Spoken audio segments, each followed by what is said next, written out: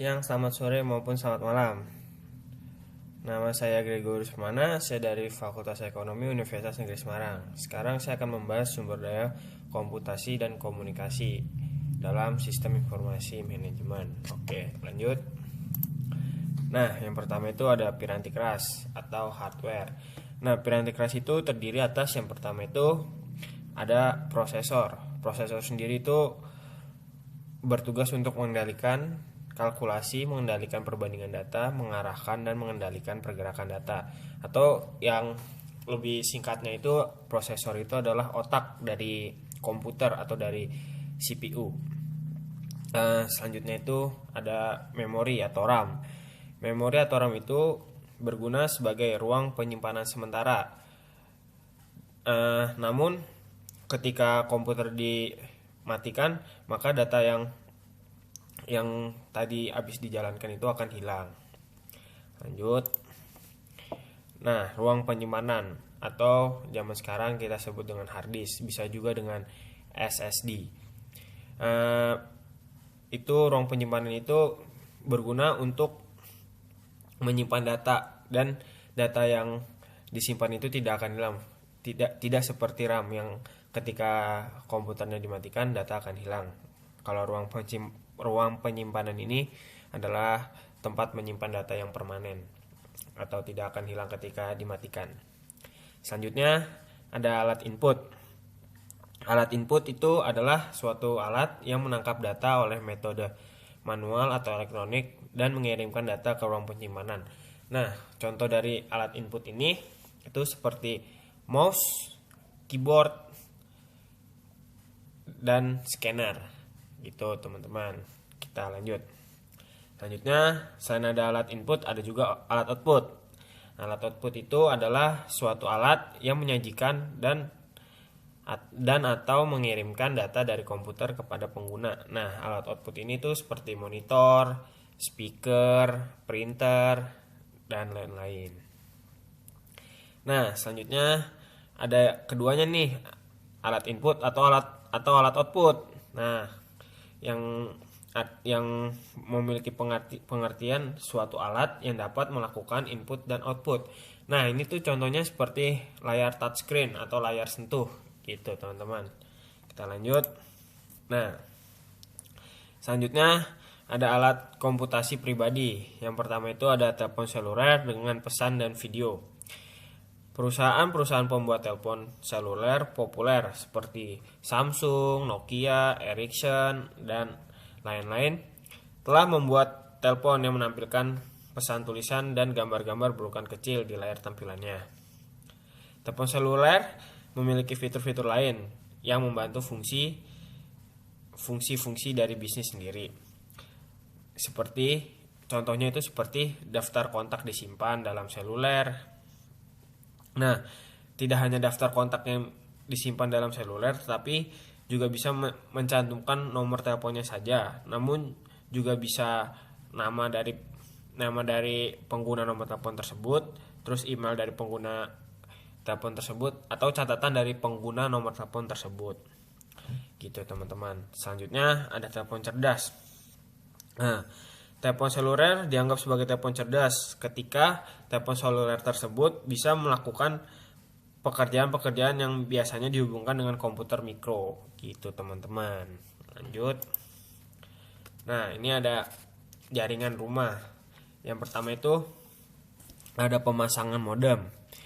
Nah, banyak rumah tangga memiliki lebih dari satu laptop atau PC atau personal komputer.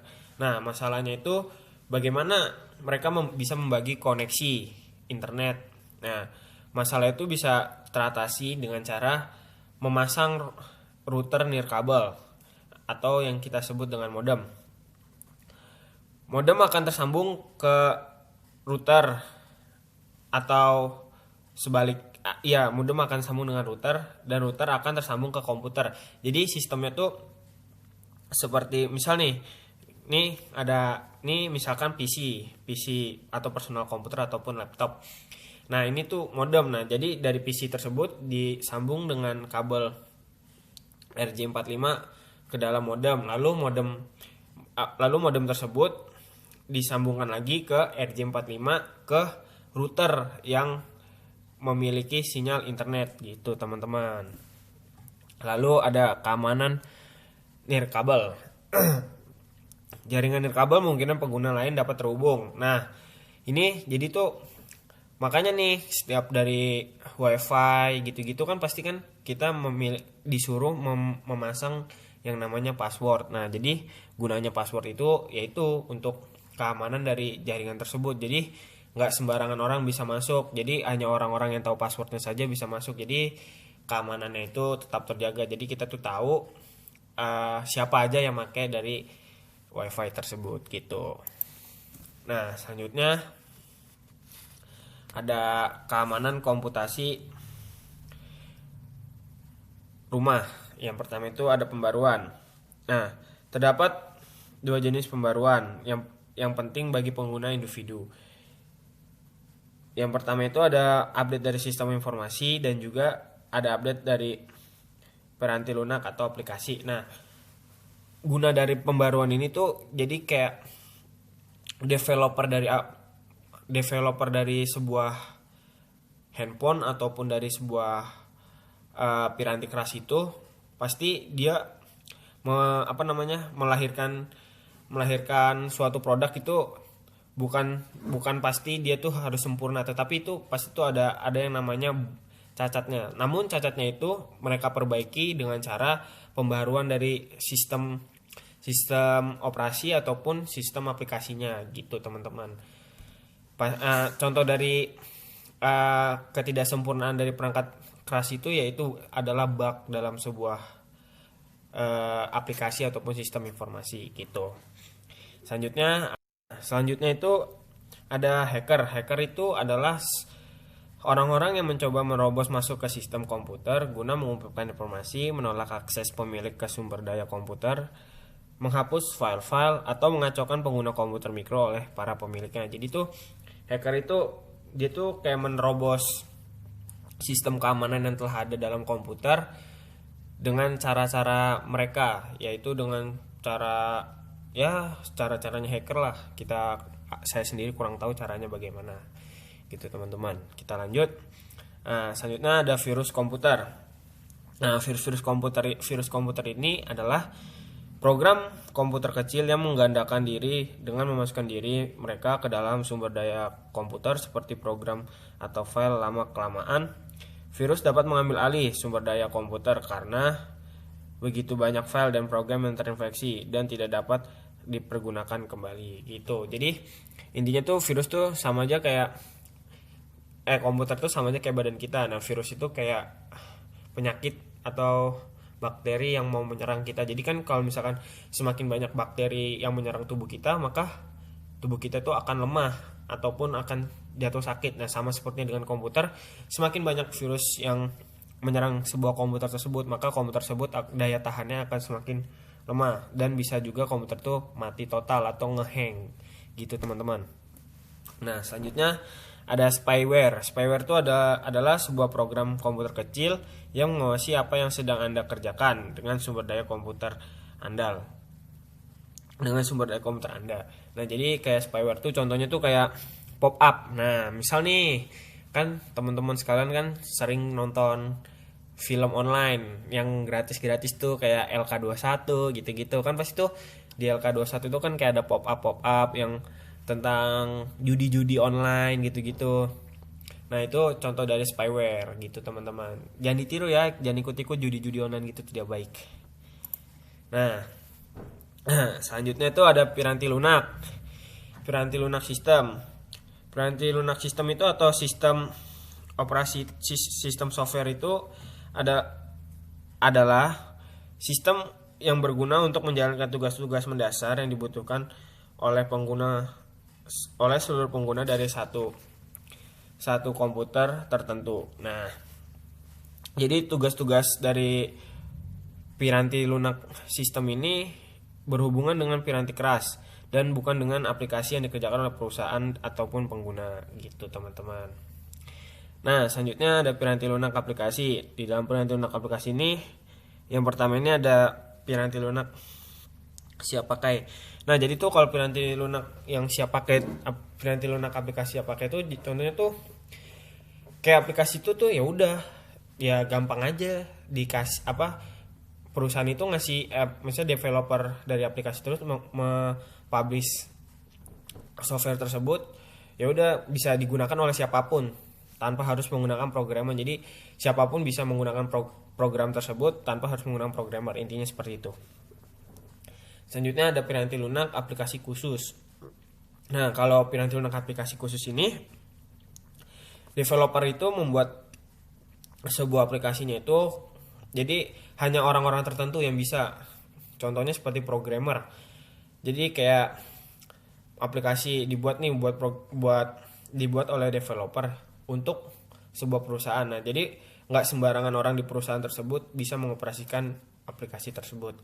Nah, selanjutnya ada piranti lunak yang ditulis oleh pengguna. Kalau ini, jadi piranti lunaknya itu ya dibikin sendiri oleh penggunanya. Jadi penggunanya itu ya bikin sendiri, ya dia juga yang pakai sendiri gitu, teman-teman. Lanjut. Nah, komunikasi.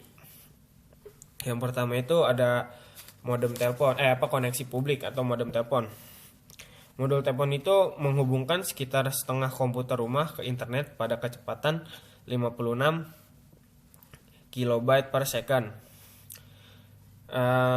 Protokol jaringan layanan digital terintegrasi atau ISDN dan saluran berlangganan digital atau DSL menjadi standar untuk mengirimkan data pada kecepatan 1,5 hingga 32 megapiksel. 32 megabyte per second gitu, teman-teman.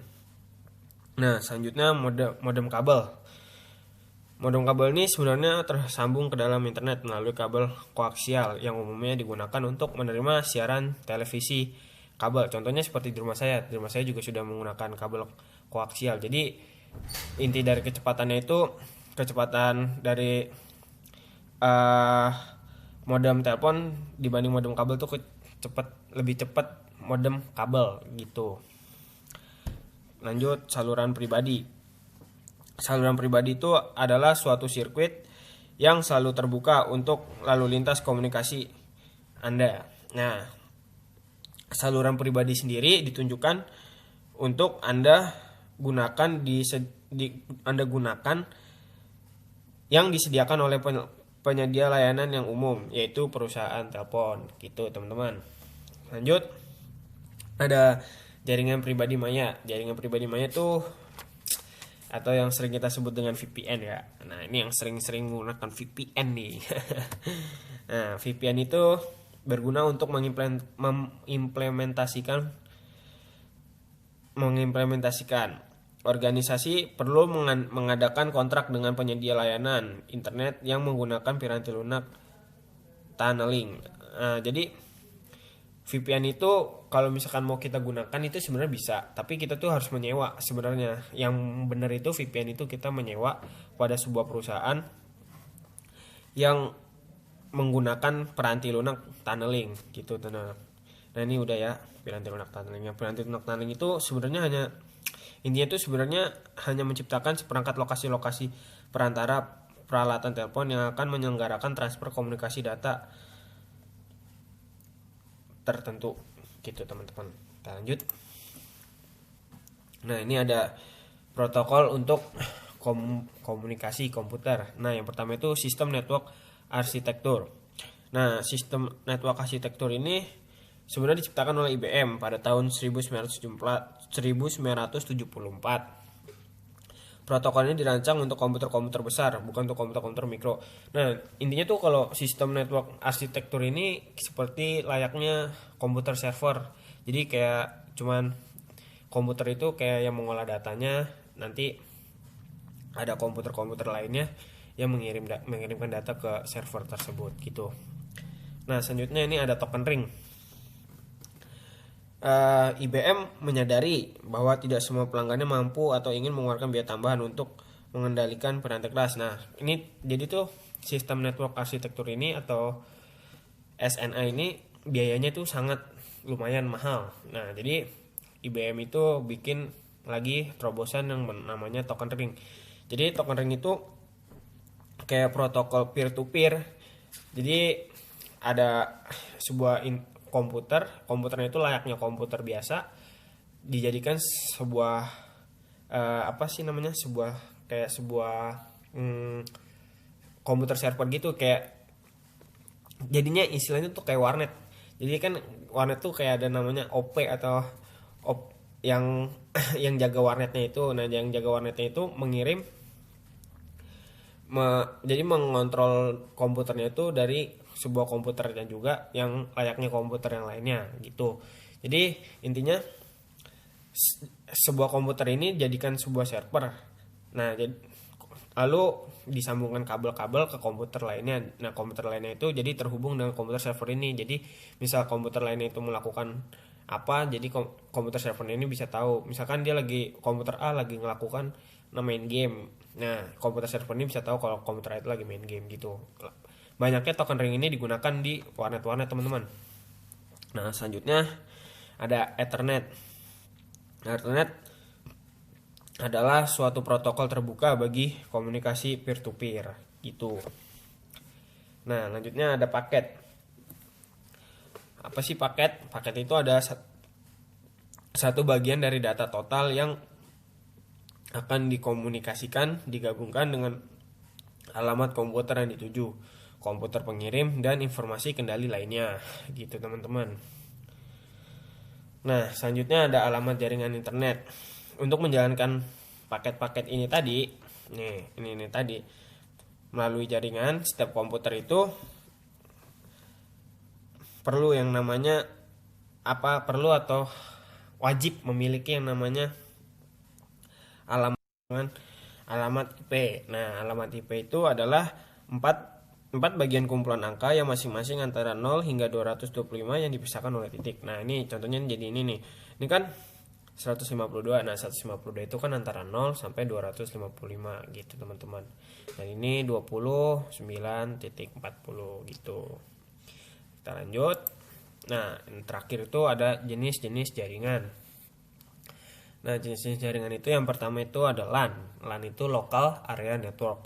Nah, untuk Local Area Network itu cakupannya tuh seperti kayak dalam suatu kota. Misal kota saya ya, kota Jakarta Timur. Nah, itu bisa disebut dengan Local Area Network. Nah, kalau Metropolitan Area Network itu bisa meliputi suatu provinsi, misal provinsi Jakarta, provinsi provinsi Jawa Tengah, dan provinsi yang lain gitu, teman-teman. Nah, selanjutnya ada WAN atau Worldwide Area Network. Nah, kalau Worldwide Area Network itu udah jelas ya, teman-teman, pasti mencakup seluruh dunia, bisa antar negara gitu, teman-teman. Nah, sekian presentasi dari saya, kurang lebihnya mohon maaf. Sampai berjumpa lagi. Dadah.